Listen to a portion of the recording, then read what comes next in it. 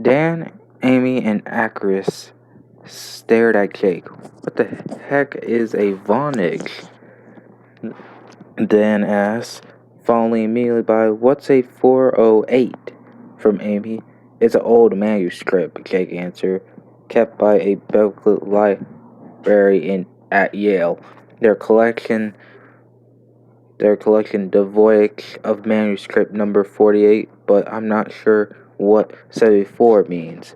"How do you know that?" Acreus asked. Jake slept against the back of sleep. "Mom," he said quietly. "Your mom had something to do with the voyage?" Amy asked. Jack scolded at her. "Why does she have a question everything I say? That was in her field," he said, exaggerated patience. "Most of the ancient worlds, but sometimes medieval too. She liked that old stuff. If that's okay with you?" Amy held up her hands in a mockery splendor. "Sorry for asking," she said. Jake turned back to the groove. "Get comfy, everyone. This is a long story." "Mom always had a lot of different projects going," Jake said, "but for years, no matter what else she was working on, she always went back to the voyage. She used to talk to me about it." "Huh?" Atreus said. I never, she never told me about it." Jake went silent for a moment. "She was the first that got into it. You were little," he said, "and then, well, it was sort of our thing, like a spectacle between two of us." Pause. "I think he was trying to make sure I knew it didn't matter that she wasn't my birth mother." His voice trailed off. Arise has been his stepmother, his own mother. His dad's first wife had passed away when Jake was a year old. His dad had remarried 2 years later. Ashley was the only mom he ever really known. It has been more than a year since her death. The pain was duller now, but still there. He was pretty sure it was always will be. "Okay," Acreus said. "That's cool." Jake nodded gratefully at his brother, then took the laptop from Dan. "It's a voyage," Jake said. "It's a whole book. I can't remember exactly, but over 200 pages long, and it's really old." "How old?" Amy asked. "They weren't sure for a long time," Jake said. This bookseller named Vonich, where he got the name, found it in an old monastery in Italy in 1912. I think. And he brought it from bought it from a monk's. Ever since then, there have been these theories. Some people thought it was a 13th century, or it was 18, or it was modern, a forgery. Then a few years ago, the Benedict that had it carbon dated, both pages and Egar 15th century, which proves it's not a forgery. No, not exactly. What it proves is its medieval document, meaning it determined forgers could be really old vacuum and really old ink. But I'm pretty sure that's not what happened. So what kind of document is it? What does it say? Jake snorted. "That," he said, "is a problem."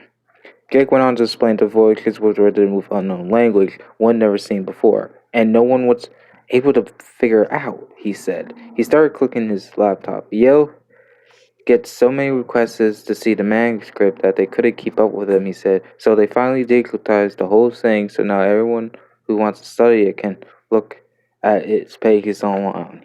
A fluke.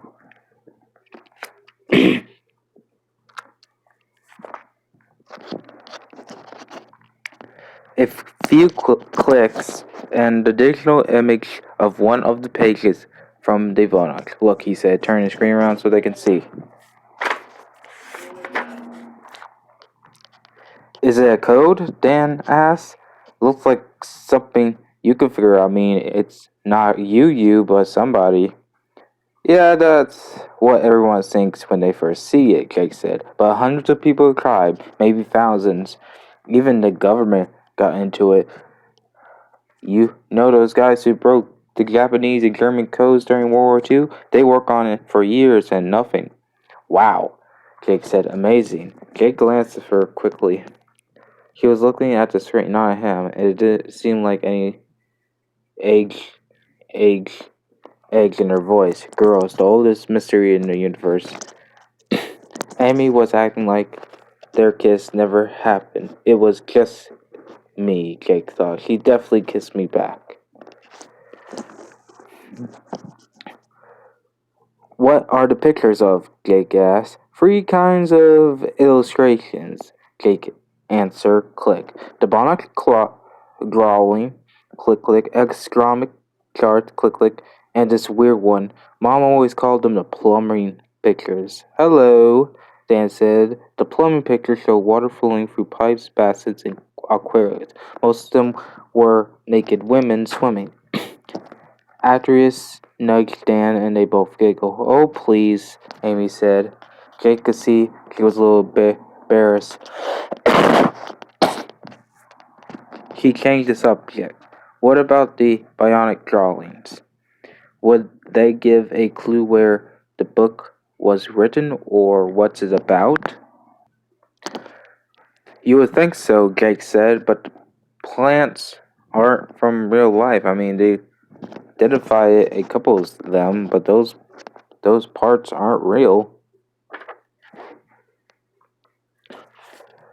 Jake sighed. All kinds of people have trying to figure it out. Historians, of course, like my mom, but also banknotes, astronomers, ethicists, mathematics, philosophers,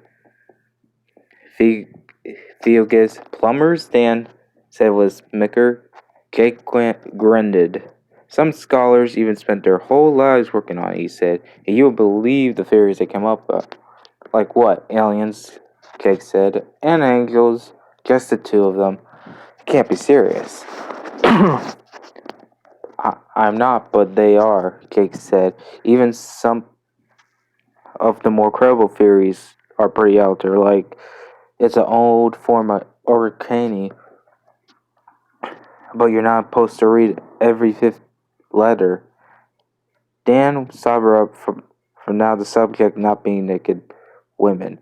What about 74? He's asked. Do you think it means we're supposed to steal page 74? Or maybe the first 74 pages, Amy guessed. But that's not the most important question. Not really, Acris said. The question is, why does the Vespers want it? If they can't read it, it's no use to them. Jake frowned as hard.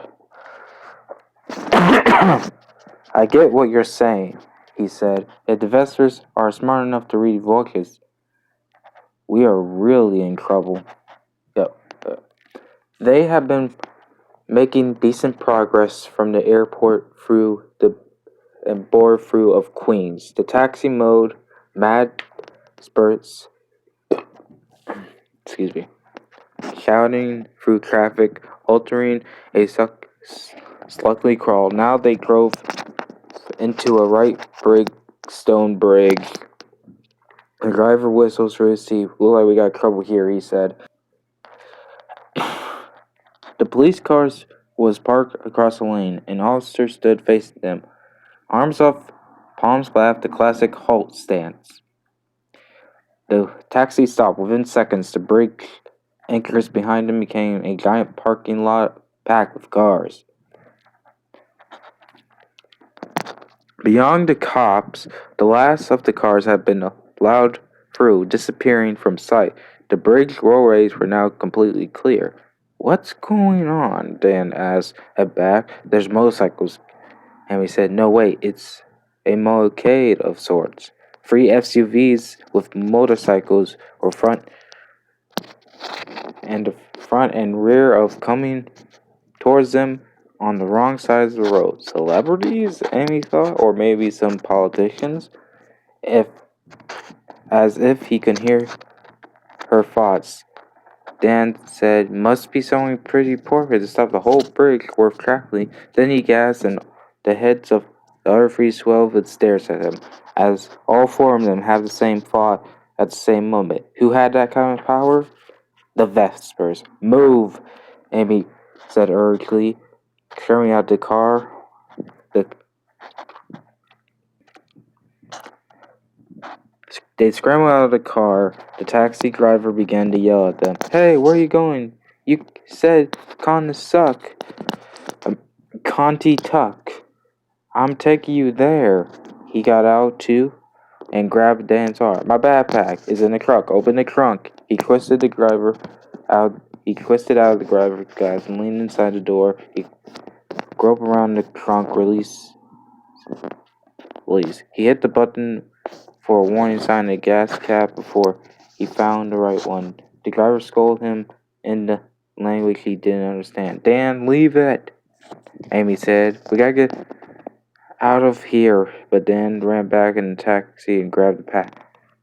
The motorcycle pulled over the lid and laid the SUV made a U-turn, stopped the police officer. The driver side door open. "Run!" Amy yelled. "If we get separated, me at Yale." She glanced around wildly on the bridge with only two choices, forward or back, and forward was towards the SUV, which means they have no choice. 2 minus 1 equals 0, Vespers math. Amy turned and started running back the way they came from.